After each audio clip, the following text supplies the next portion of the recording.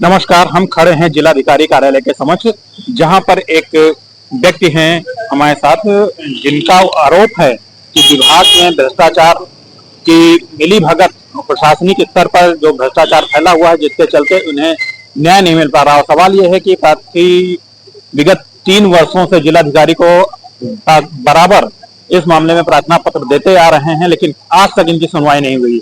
भ्रष्टाचार का आलम इस तरह है कि एक दूसरे से पैसा ले दे करके नियम विरुद्ध तरीके से कार्य किए जा रहे हैं, ऐसा इनका आरोप है।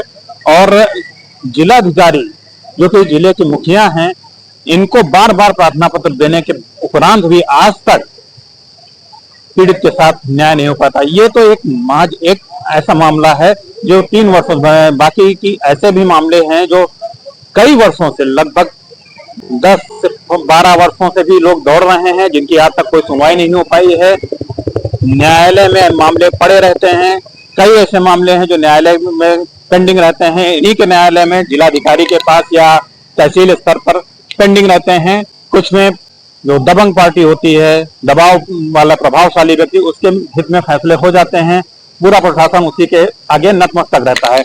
जानना चाहेंगे इनसे कि क्या है आखिर मामला जिनको लेकर के ये इतने वर्षों से दौड़ लगा रहे हैं। सर, अपना परिचय दीजिए। मेरा नाम संतोष कुमार मिश्रा है। हम ग्राम पोस्ट लुधवारी, जिला राजनी के निवासी हैं। हमारा जो है एक विपक्षी है भरत लाल शुक्ला, जिन्होंने अपनी मेयर से जाने के लिए मुझे आने जाने के लिए रोक दिया, जबकि नाली 6 मीटर चौड़ी है जो कि चक्रोट है, और नाला वो अपने खेत में मिला करके हमेशा जोतते बोते हैं, लेकिन हमको रास्ता देने के लिए उन्होंने मना कर दिया। नाली से भी रास्ता देना जो है प्रशासन ने हमें नहीं चाहा कि दिया जाए। इसके पश्चात हम जो है मुकदमेबाजी करते हुए हाईकोर्ट में इस समय है। इसी बीच में जो है विपक्षी ने हमारे बोरिंग से मात्र 57 मीटर पर जो है बोरिंग करवा लिया। हमने इसकी शिकायत जिलाधिकारी महोदय से 20 में किया। उसके बाद जांच करने भी गए, जांच में भी लिखा गया कि यहाँ 57 मीटर पर बोरिंग की गई है, जो गलत है। फिर भी उस बोरिंग पर जो है खंड विकास अधिकारी द्वारा जो है सफल बोरिंग जो है प्रमाण पत्र बना दिया गया, और विद्युत विभाग जो है उस पर कनेक्शन कर दे रहा है, क्योंकि और जबकि उन दोनों लोगों ने हमको सूचना में दे रखा है कि 300 मीटर के व्यास में अथवा 150 मीटर पर कोई दूसरी बोरिंग नहीं की जाएगी और ना ही कनेक्शन किया जाएगा। लेकिन भ्रष्टाचार इतनी चरम पे है कि डीएम साहब को इन सबकी आख्या मिलने के बावजूद भी डीएम साहब के द्वारा कोई कार्यवाही नहीं की, जिससे जो है पीड़ित बहुत परेशान है। हमारी पत्नी का जो है तबीयत खराब था, हम पीजीआई में ऑपरेशन करवा रहे थे।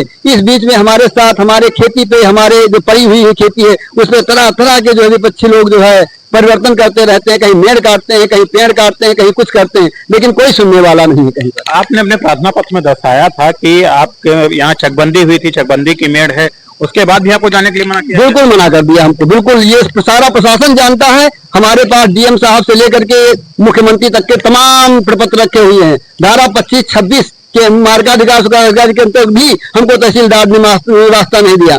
अपील एसडीएम के यहाँ धारा 27 पे किया, उन्होंने भी हमको रास्ता नहीं दिया। तब हम हार करके जो हाईकोर्ट में गए हुए हैं। हाईकोर्ट में हमारा पड़ा हुआ। कब से हाईकोर्ट में आपका मामला चल रहा है? 19 से हमारा हाईकोर्ट में पड़ा हुआ है, और 17 से मेरी खेती पड़ी हुई है, चाहे तो देख लिया जाए। और ये जो बोरिंग कराई गई है, बोरिंग हाईकोर्ट में मामला दर्ज होने के दौरान कराई गई? जी जी, वहाँ हमने जो हाईकोर्ट में उधर मामला दर्ज कराया, इधर ये जो है बोरिंग करवा ली। तो क्या लगता है ये कानून के हिसाब से सही है कि मामला हाईकोर्ट में चल रहा है और यहाँ पे काम हो जाता है, जबकि जब प्रशासनिक अधिकारियों से बात की जाती है तो कहते हैं हम मामला कोर्ट में, हम इसमें कुछ नहीं कर सकते हैं, और वही प्रशासनिक कर्मचारी जाकर के वहां पर जब गलत हो जाता है तो उसका समर्थन कर रहे हैं? क्या लगता है? ऐसा लगता है कि कुछ न्याय मिलेगा नहीं, हमें किसी भी तरीके से न्याय नहीं मिलेगा, क्योंकि सब जो है भ्रष्टाचार में लिप्त हैं। आज आप आए हैं जिलाधिकारी के यहाँ? जी, जिलाधिकारी के यहाँ आपने प्रार्थना पत्र दिया, और क्या कहा गया? कहा गया कि ठीक है, हम सिंचाई विभाग से जो है आख्या मंगवाएंगे। आख्याएं तो पहले भी आ चुकी हैं, अब मंगवाई जाएगी, तो क्या कुछ में नया रहेगा? क्या लगता है आपको कि आज आने के बाद, आज मिलने के बाद आपके कुछ सुनवाई होगी या आश्वासन ही रह जाएगा? हमें तो जो है ऐसा ही लगता है कि आश्वासन ही रह जाएगा, सुनवाई नहीं होगी। फिर भी हमने अपना कर्तव्य किया है आकर के यहाँ पर। तो विगत 3 वर्षों से आप यहाँ 2 वर्षों से 2-3 वर्षों से आप यहाँ पे प्रार्थना पत्र दे रहे हैं जिलाधिकारी को। उससे पहले आप अन्य जगहों पे भी देते रहे हैं। आज तक आप भटक रहे हैं, कोई सुनवाई नहीं हुई, विपक्षी अपना कार्य कर रहा है, उस पर कोई रोक नहीं लगी मामला न्यायालय में होने के बाद भी। ये क्या लगता है कि ये न्यायालय की अवमानना तो नहीं है?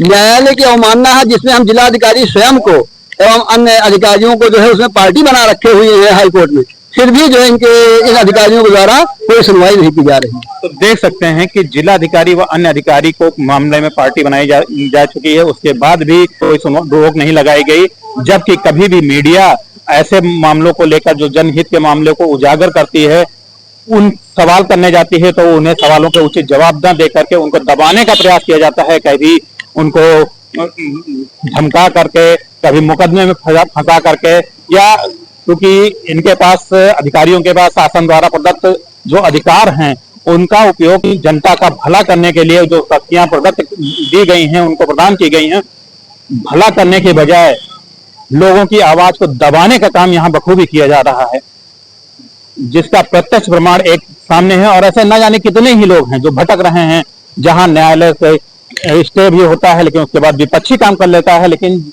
जब पीड़ित जाता है तो उसको सिर्फ एक कह दिया जाता है, मामला न्यायालय में, हम कुछ नहीं कर सकते। जब आप स्टे होने के बावजूद जो है यहाँ पर कानूनगो साहब जो है एक मुकदमे का स्टे है राजस्व परिषद से, और उसमें स्टे के बाद धारा 36(6) के अंतर्गत राजस्व संहिता के अंतर्गत उसका सुधार कर रहे हैं, जबकि 36(6) कोई धारा ही नहीं है सुधार करने का, 38 है राजस्व संहिता का, लेकिन भ्रष्टाचार इतना चरम पे है कि 36(6) पे सुधार कर रहे हैं, और उसके बाद भी तहसीलदार एसडीएम साहब डीएम साहब से मिले, ये गलत किया गया, उस पर भी कोई कार्रवाई आज तक नहीं की गई। जी बिल्कुल। तो देख रहे हैं कि किस तरीके से लोगों को गुमराह किया जाता है, अधिकारी गुमराह कर रहे हैं जनता को अपनी शक्तियों का, यूं कहें कि शासन से जो शक्तियां प्रदान की गई हैं लोग जनहित के लिए, जो जनता का भला करने के लिए, वो कहीं न कहीं लोगों को गुमराह करने के, लोगों की आवाज को दबाने के लिए किया जा रहा है। ऐसे में मुख्यमंत्री द्वारा जो जीरो टॉलरेंस की नीति है वो कहीं न कहीं छलावा साबित होती है।